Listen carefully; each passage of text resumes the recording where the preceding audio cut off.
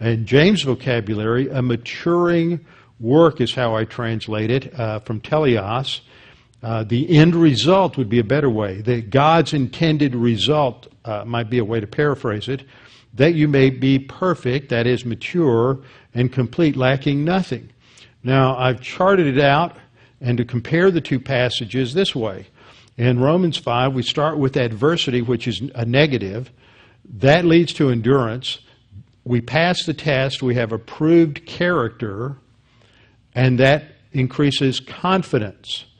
In James looks at it, a slightly different vantage point. We face tests, which can be good or bad, and that leads to a testing of the faith, dokimion, which when we pass it, it develops endurance.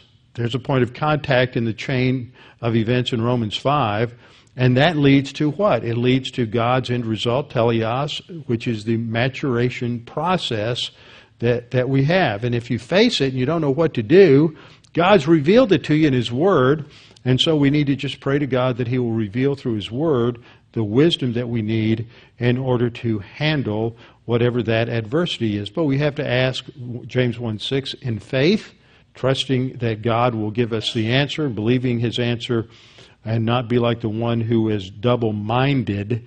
That's the idea of doubting. It's being of two minds. That's the person who say, well, I could do it the human viewpoint way, or I could do it the divine viewpoint way.